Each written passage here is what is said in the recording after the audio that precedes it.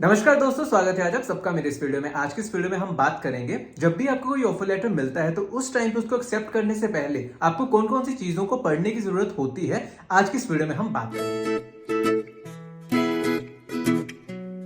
सबसे पहली चीज होती है जॉब टाइटल, रोल और डेजिग्नेशन। जब भी आपके पास कोई भी ऑफर लेटर आता है तो सबसे पहले आपको यही चीज देखने की जरूरत होती है कि उस टाइम पे आपको कौन सा रोल ऑफर किया गया है या फिर कौन सी डेजिग्नेशन उस टाइम पे ऑफर की गई है। क्या वो SD1 है, SD2 या SD3 है या फिर मैनेजर लेवल की कोई पोजीशन है। उस टाइम पे आपको वो प्रॉपरली पढ़ने की जरूरत होती है कि आपको क्या चीज ऑफर की गई है। बहुत ज्यादा केसेस में ऐसा देखने को मिल जाता है कि जब आपको कोई चीज प्रॉमिस की जाती है कि आपको ये रोल या फिर ये डेजिग्नेशन दी जाएगी, लेकिन जब आपको कोई ऑफर लेटर दे दिया जाता है तो उस टाइम पे कभी कभी वो चीज की वेरिएशन आ जाती है। तो आपको इसके बारे में पता होना चाहिए।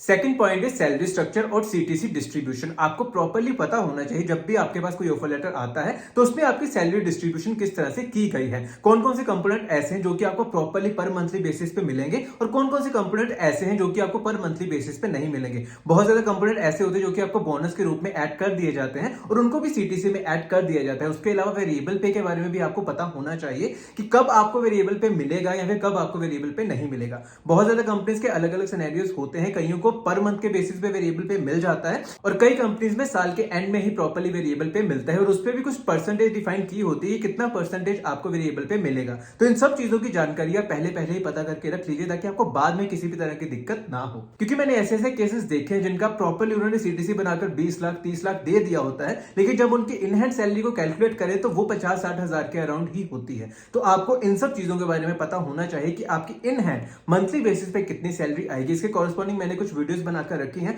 आप उनको जाकर रेफर कर सकते हो जब भी आपके पास कोई भी ऑफर लेटर आएगा तो।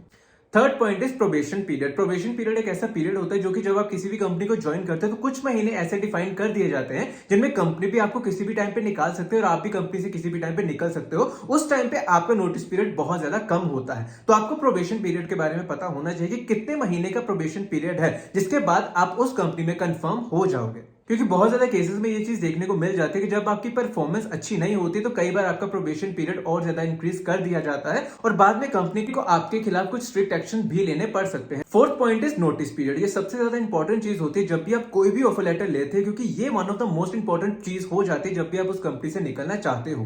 क्योंकि क्या होता है ना कि जब आप किसी भी कंपनी से निकलना चाहते हो उसके बाद उन्होंने एक चीज डिफाइन की होती है नोटिस पीरियड, कि आपको कितने महीने उस कंपनी को सर्व करना पड़ेगा वहां से जाने से पहले। तो बहुत ज्यादा कंपनी में 3 महीने का नोटिस पीरियड होता है, 2 महीने का नोटिस पीरियड होता है। तो आपको ये चीज पता होनी चाहिए कि उस कंपनी में आपका नोटिस पीरियड कितना है। प्रेफर यही करिएगा कि जितना भी कम से कम नोटिस पीरियड हो उतना आपके लिए अच्छा होता है। Next point is leave policy, कि जब भी आप किसी भी कंपनी को ज्वाइन करते हो तो आपको पता होना चाहिए कि वहां पर लीव पॉलिसीज क्या हैं। आपको एक साल में कितनी सिक लीव, कितनी अर्न लीव मिलेंगी, उसके अलावा हॉलीडेज कितने आपको मिलेंगे। आपको प्रॉपर्ली इन सब चीजों के बारे में पता होना चाहिए क्योंकि बाद में ये चीजें बहुत ज्यादा दिक्कत कर देती हैं। Next point is work location. Work location भी one of the most important चीज होती है क्योंकि बहुत ज्यादा लोगों के कंसर्न होते हैं वर्क लोकेशन को लेकर। तो जो भी आपके ऑफर लेटर पर वर्क लोकेशन लिखी होती है आपको प्रॉपर्ली पता होना चाहिए कि कल को आपको इसी वर्क लोकेशन पर जाकर काम करोगे। आजकल के केसेस में अगर मैं देखूं तो बहुत ज्यादा लोग प्रेफर कर रहे हैं रिमोट वर्क करना या फिर घर पे बैठे ही काम करना। तो आपको ये सब चीजें पहले ही कंफर्म करने की जरूरत होती है HR से कि क्या मैं जब इस कंपनी को ज्वाइन करूंगा तो मैं वर्क फ्रॉम होम कर सकता हूं, और अगर कर सकता हूं तो कितने टाइम इंटरवल तक मैं वो वर्क फ्रॉम होम कर सकता हूं। और दूसरे केस पे अगर जो लोग ऑफिस में जाकर काम करना चाहते हैं उनके लिए ये चीज इंपॉर्टेंट होती है कि कल को अगर आपका प्रोजेक्ट चेंज हो जाता है,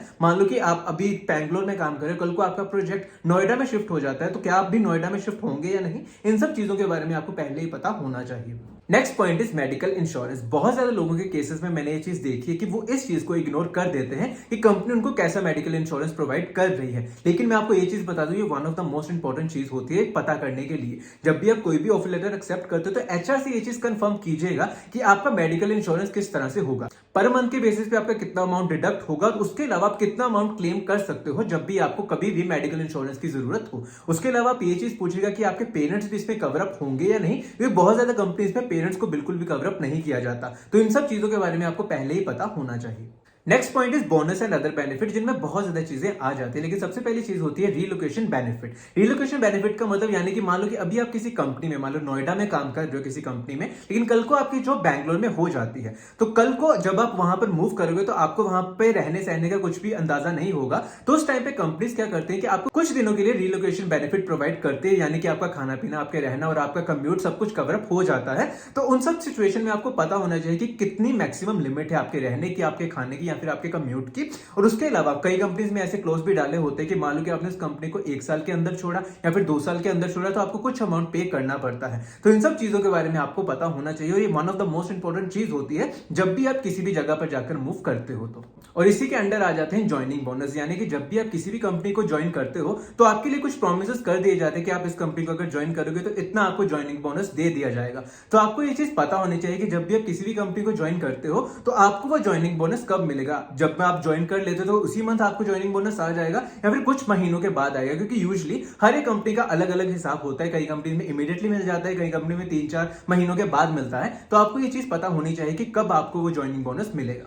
and last but not the least, full and final statement policy. ये one of the most important चीज होती है जब भी आप किसी भी कंपनी का ऑफर लेटर एक्सेप्ट करते हो। मैं आपको ये चीज कहूंगा, आप बाकी चीजें अगर थोड़े टाइम के लिए इग्नोर कर भी सकते हो तो कर देना, लेकिन इस चीज को बिल्कुल भी इग्नोर मत करना। क्या होता है ना, जब आप किसी भी कंपनी से निकलते हो ना तो आपको उस टाइम पे पता होना चाहिए कि उस कंपनी का full and final statement policy क्या है। मान लो कि वो कब वो सारा का सारा जितना भी आपका फाइनेंशियल का जितना भी अमाउंट आपका बनता है वो सारा का सारा कब तक कवर अप करेंगे, आपको एक्सपीरियंस लेटर कब तक मिल जाएगा। इन सब चीजों के बारे में जानकारी होना बहुत ज्यादा इंपॉर्टेंट होता है। मैं आपको ये भी चीज कहूंगा कि जो भी फाइनेंशियल डिपार्टमेंट के कॉन्टैक्ट्स होंगे आप उनको प्रॉपर्ली सेव कर लीजिएगा, उनका नंबर ले लीजिएगा, उनकी प्रॉपर्ली आईडी ले लीजिएगा, क्योंकि इन सब चीजों की जरूरत बाद में बहुत ज्यादा पड़ती है आपका क्लियरेंस दिलवाने के लिए।